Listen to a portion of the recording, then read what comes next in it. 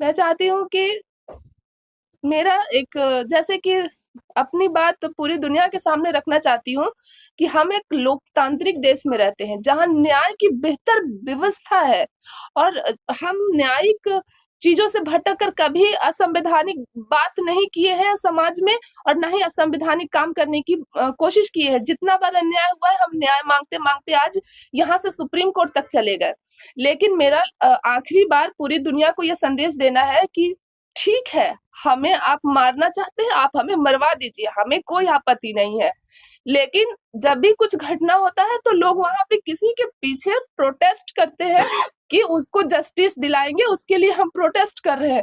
लेकिन पूरी दुनिया ने मुझे अकेला छोड़ दिया है और मैं बिल्कुल अकेली हो गई हूँ। तब ऐसी परिस्थिति में मेरा प्रोटेस्ट कौन करेगा? मेरी जान को खतरा है। मुझे 2022 में गोली मार दी गई थी। ये इतना आसान नहीं था कि मेरे छाती में गोली लगा और मैं उस जीवन को सरवाइव कर सकी। मैं बोल भी नहीं पाती हूँ, मेरे लंग्स में चोट लगा था, मैं बोल भी नहीं पाती हूँ, फिर भी अपनी बात रख रही हूँ कि ऐसे परिस्थिति में मेरे साथ एक स्पिरिचुअल घटना घटित होती है। स्पिरिचुअल जो आस्था है और भगवान महादेव मेरे पास सचमुच आते हैं और वो कह रहे हैं कि अगर मैं मार दी गई उस दिन मैं पूरी दुनिया में किसी को नहीं बख्शूंगा, पूरी दुनिया को नष्ट कर दूंगा। तो मेरा समाज से अपील है कि ऐसा कुछ भी नहीं हो। मैं हमेशा समाज में परिवर्तन चाहती हूँ, अच्छा चाहती हूँ, किसी के साथ बुरा नहीं चाहती हूँ। दुनिया ने मेरे साथ अन्याय किया, लेकिन मेरे साथ भगवान है। अगर आप मेरे साथ बुरा कीजिएगा तो आपके साथ भी बुरा होगा। तो सिक्योरिटी तो आपको मिली हुई है, आपको फिर क्यों डर है? देखिए, जब पिछली बार गोली चली थी तब वहाँ 2 सिक्योरिटी मेरे पास थे। एक सिक्योरिटी मिला हुआ था अपराधियों से और दूसरा सिक्योरिटी नहीं मिला हुआ था। तो दूसरा सिक्योरिटी जो नहीं मिला हुआ था वो मेरा जान बचाया और जो मिला हुआ था वो भाग गया था ड्यूटी से। तो इसलिए डर लगता है कि यहाँ तक कि डीएसपी, हटिया डीएसपी सर कह दिए कि सिक्योरिटी पर भरोसा करती है। मारने को तो इंदिरा गांधी को भी मार दिया गया। तो फिर सिक्योरिटी पर हम कैसे भरोसा करें कि जो प्रशासन मुझे मारना चाहती है आखिर सिक्योरिटी भी तो उसी की है। तो सिक्योरिटी बढ़ाना चाह रही हैं या क्या कह रही हैं? नहीं, मैं सिक्योरिटी बढ़ाना नहीं चाह रही हूँ। मैं ये संदेश देना चाहती हूँ कि मुझे मार दो, मुझे कोई फर्क नहीं पड़ता, लेकिन अगर मुझे मार दोगे उस दिन पूरी दुनिया में कोई एक भी आदमी नहीं बचेगा, ऐसा भगवान मुझसे कह रहे हैं और वो मुझसे मिलने आते हैं। इस बात का मेरे पास प्रमाण है, साक्ष्य। अगर दुनिया समाज को कभी देने की जरूरत पड़े तो मैं जरूर दूंगी। मैंने प्रशासन पे आप इतना गंभीर जो है आरोप लगा रहे हैं कि प्रशासन के द्वारा जो है मतलब उनको मारने की कोशिश की जा रही है, इसमें कितना मतलब ये कैसे कारण भी तो होना चाहिए, क्यों आप लोग को मार रहे हैं? क्योंकि प्रशासन तो लोगों की सुरक्षा के लिए है। नहीं, प्रशासन के ऊपर मैंने केस किया था ना। जो पिछले आईजी जो पीएस नटराजन थे वो राज्य के डीजीपी थे और डीजीपी को बर्खास्त कर दिया गया और अभी मामला हाईकोर्ट में चल रहा है, पेंडिंग है। तो राज्य के कई ऐसे अधिकारी हैं जिस पर मैंने एफआईआर दर्ज किया है और वो एफआईआर खुद को बचाने के लिए वो मेरी हत्या करना चाहती है। तो सरकार से आप गुहार क्यों नहीं लगा रहे? बोला जाता है कि हेमंत है तो हिम्मत है, हेमंत सोरेन की सरकार। नहीं, मैंने देखिए याचिका दायर कर दिया था। ऐसे नहीं, भगवान की बातें मैं सिर्फ कहीं सुनाई नहीं कह रही हूँ।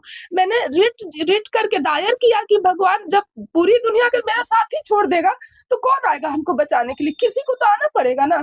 तो हेमंत को लगता है कि एक आदिवासी बेटी भगवान की बात कैसे कर सकती है, वो महादेव की बात कैसे कर सकती है, वो इतने ज्ञान की बात कैसे कर सकती है, वो परिवर्तन की बात कैसे कर सकती है? इसको मार दो इससे अच्छा। तो हेमंत से मुझे कोई उम्मीद नहीं है, हेमंत सरकार से। वो तो मेरी हत्या कराना चाहती है। अगर उनको आप जा करके मिले? कभी भी मिलने का कोशिश किया, हमें अपॉइंटमेंट नहीं मिलता है। ना तो उनकी वाइफ अपॉइंटमेंट देती है, ना तो वो अपॉइंटमेंट देते हैं मिलने का। गवर्नर से भी मिल सकते हैं, राज्यपाल संतोष कुमार गंगवार सबसे मिलते हैं, उनसे कभी जा करके मिले आप? नहीं, उनसे नहीं गई हूँ, लेकिन कोशिश करूंगी उनसे मिलकर अपनी बात रखने तो फिर का। आप कैसे आरोप लगा रहे हैं? मैं तो सरकार पे आरोप लगा रही हूँ, गंगवार साहब से।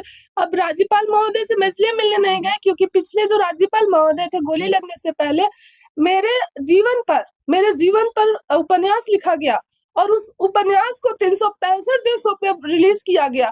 एक बार भी जो राज्यपाल महोदय थे एक बार भी जानने की कोशिश नहीं की कि आखिर वो कौन आदिवासी बेटी है जिसके विरुद्ध में ये लिखा गया है और हम इसको प्रमोट कर रहे हैं। तो मैं अभी आपने कहा कि हम नहीं गए थे, तो कैसे मतलब वो आपको ये कर लेंगे? आपको जाना चाहिए ना, जैसे आपका प्रशासन आप कह रहे हैं कि हेल्प नहीं कर नहीं, रहा है। मेरे पास फेमस इतना चिट्ठी पड़ा है, मैंने फेमस राज्यपाल महोदय को बहुत बार चिट्ठी लिखा है, मुझे मिलने दिया जाए। अब बिना अपॉइंटमेंट आप कैसे घुसिएगा? नहीं ना घुसिएगा। और जाकर के हम दरवाजे में भी क्या खड़ा रहेंगे, हम तो वहाँ बहुत जाकर के रिक्वेस्ट किए कि हमको मिलवा दीजिए। नहीं सुषमा जी, वही ना हुआ कि आपको मुख्यमंत्री से शिकायत है, राज्यपाल से शिकायत है, डीजीपी से शिकायत है, प्रशासन से शिकायत है। कोई तो ऐसा व्यक्ति होगा जिस पर आप भरोसा करके आगे बढ़ेंगे। जी, वही तो बता रही हूँ कि जो एक्टिंग चीफ जस्टिस थे सुजीत नारायण प्रसाद, जो अभी भी है माननीय न्यायालय में अभी भी जज है, वो मेरा सपोर्ट किए। उन्होंने भरी कोर्ट में कहा कि होता सबके साथ है पर लड़ तो यही लड़की रही है। और दूसरी बात कि ये जो कह रही है उससे निस्संदेह है, इस बात को इग्नोर नहीं किया जा सकता है कि जिसका कोई नहीं होता उसका भगवान होता है। लोग कहते भी है कि जिसका कोई नहीं होता उसका भगवान होता है, तो हम इस याचिका को डिस्पोज नहीं कर सकते क्योंकि इसकी जान हमें रक्षा करनी है। तो वो जब सपोर्ट किए मेरा, तो उनके सारे आदेशों से मेरा केस को अलग कर दिया गया और मुझे धमकी दिया गया कि पिछले साल भी जब मुझे मारने के लिए 500 लोग आए थे आपराधिक तत्व के, तब मैं 3 घंटा फंसी रही। उस समय भी सुजीत नारायण सर जो एक्टिंग चीफ जस्टिस जो थे, उनके विरुद्ध उनका नाम ले लेकर के मुझे गाली दिया गया और इस संदर्भ में मैंने उनको आवेदन लिखा और वो आवेदन कार्रवाई के लिए सिविल कोर्ट जस्टिस को भेजा भी गया है। तो उनको कैसे पता चला जो अपराधी थे कि इनका साथ सुजीत नारायण प्रसाद ही दे रहे हैं? ऐसा नहीं है कि सिर्फ एक ही जज हमारा साथ दे रहे हैं। हाई कोर्ट में बहुत ऐसे जज है जो सुनवाई करते हैं तथ्यों को और मेरी मदद करते हैं। ऐसा नहीं है कि मैं खड़ा हो जाती हूँ और वो ऑर्डर पास कर दिए। कुछ तो तथ्य होता होगा ना, तब तो ऑर्डर पास करते हैं। तो राज्य सरकार को लग रहा है कि ये जाती है कोर्ट कोई भी मामला लेकर के और इसके पक्ष में आदेश कैसे आ जाता है, तो इसलिए राज्य सरकार चाहती है कि इसको मार ही दो। दुनिया को एक संदेश देना चाहती हूँ कि मैं मर जाऊंगी तो उस दिन आप सब दुनिया, यहाँ का जो संविधान है वो सारा चीज खत्म हो जाएगा। और ये मैं सच कह रही हूँ। तो क्या दुनिया उस दिन का इंतजार करे कि सुषमा मर जाएगी तो दुनिया खत्म हो जाएगा, या फिर उसको परिवर्तन करने की कोशिश करेंगे, उसको बचाने की कोशिश करेंगे? हमें मार दीजिए, हमें कोई आपत्ति नहीं है, हमें मरवा दीजिए, लेकिन जिस दिन मरवा दीजिएगा उस दिन आप भी नहीं बचिएगा। इतनी कड़ी सुरक्षा के बीच में जवान आपके गेट के ही पास है, कैसे आपको लगता है कि आपकी जान चली जाएगी? देखिए जान, आप भगवान के बारे में बोल रहे हैं कि जिसका कोई नहीं होता है उसका भगवान होता है, तो भगवान पे भी आपको विश्वास नहीं है और यहाँ पे तो गार्ड भी तैनात है, बिल्कुल सुरक्षा है। बिल्कुल। तो देखिए भगवान है तो वो कोई आकर के यहाँ पे मैजिक नहीं करेंगे। उन्होंने एक दूसरे से संबंध बनाया है कि आप धरती में हैं तो मैं विश्वास में हूँ। भगवान भी जब मैं सुप्रीम कोर्ट में फाइल की तब मैंने यही कहा कि भगवान महादेव कहते हैं कि मैं तो विश्वास में हूँ, आप जीवंत हैं और आपका निर्णय ही सर्वश्रेष्ठ होगा। आपका निर्णय ही सर्वश्रेष्ठ होगा जो सत्य, न्याय और संविधान को सुरक्षित करता है। सरकार पे आप आरोप लगा रहे हैं, यहाँ पे किसके द्वारा आपको सुरक्षा यहाँ पे दिया गया? ये सुप्रीम कोर्ट के द्वारा। सरकार को सुप्रीम कोर्ट जाना होगा मेरा सिक्योरिटी हटाने के लिए, इसलिए मुझे सरकार से कोई भय नहीं है कि आप सिक्योरिटी हटा दीजिएगा। जयराम महतो के साथ तो पिछले कुछ दिनों में मामला आया था, लेकिन जयराम महतो मेरी जिंदगी, जयराम महतो की जिंदगी और माननीय एक्टिंग चीफ जस्टिस जो थे सुजीत नारायण प्रसाद की जिंदगी को राज्य सरकार ने खतरे में डाल दिया है। क्योंकि जयराम महतो के विरुद्ध मेरा जो भी मामला चल रहा था संवैधानिक, वो एक अलग जगह है। और कुछ दिन पहले प्रशासन से रिलेटेड कुछ लोगों का फोन आया कि आप जयराम महतो के विरुद्ध में लिख करके दीजिए कि हमारी जान को खतरा है जयराम महतो से, और मैंने ये चीज नहीं दिया और पुलिस के कुछ लोग हमारी रेकी करने लगे। और जैसे ही मैंने हाई कोर्ट में इस मामले को एफिडेविट करके बताया, उसके बाद से पूरा राज्य सरकार में पूरा बवाल मच गया। और मेरे जो 2 साल से मेरा जो पीआईएल चल रहा था, उस पीआईएल को सो मोटो कल डेट लगा हुआ था हाई कोर्ट में, सो मोटो लेकर के माननीय चीफ जस्टिस और मुझे ही उस केस से बाहर निकाल दिए। ना तो आप इस केस में रहिएगा, ना जयराम महतो के बचाव में कुछ बोलिएगा, और ना ही आपको मतलब कोई जीने देगा। जबकि पूर्व में जो चीफ जस्टिस थे उन्होंने बहुत सारे आदेश पास किए थे कि अगर विक्टिम को कुछ हो जाता है तो उसकी जिम्मेवार राज्य सरकार होगी। सीधे तौर पे उन्होंने राज्य सरकार को निशाना साधा था। और मैं पीआईएल पूरे देश के महिलाओं के लिए की थी कि तेलंगाना के बिहाफ में झारखंड में भी भरोसा सेंटर बनाया जाए, जहां महिलाओं को रेप विक्टिम से रिलेटेड कोई भी महिला है उसको त्वरित न्याय मिल सके। और इसी पर सुनवाई हो रहा था, और इस पीआईएल को बनाने के लिए मैंने बहुत मेहनत किया। राज्य सरकार की निकम्मी सरकार का सारे तथ्यों को हाई कोर्ट में रखी, और रखने के बाद जब जैसे ही मैं जयराम महतो की बात हाई कोर्ट में रखी कि प्रशासन मुझे मारकर जयराम महतो पर आरोप लगाना चाहती है, कि जयराम महतो को फंसाना चाहती है, और इस केस से मुझे ही कल अलग कर दिया गया। सो मोटो लेकर के पूरा मामला को अलग कर दिया गया। अब तो मैं कहीं की नहीं रही, मुझे तो राज्य सरकार जान से मरवा देगी। मुझे ये उम्मीद नहीं था राज्य सरकार से कि जो लड़की इतना संघर्ष की उसके साथ ये दुर्दशा किया जाएगा। मैं सभी प्रेस मीडिया भाइयों को प्रणाम करती हूँ, नमस्कार करती हूँ कि आप लोग आज मेरी बात सुनने के लिए यहाँ आए। और मैं आज जो प्रेस कॉन्फ्रेंस रखी हूँ उसका मेन विषय है कि जयराम महतो से रिलेटेड है, और माननीय मुख्य न्यायाधीश acting chief justice Sujit Narayan Prasad उनसे रिलेटेड है, और मुझसे रिलेटेड है।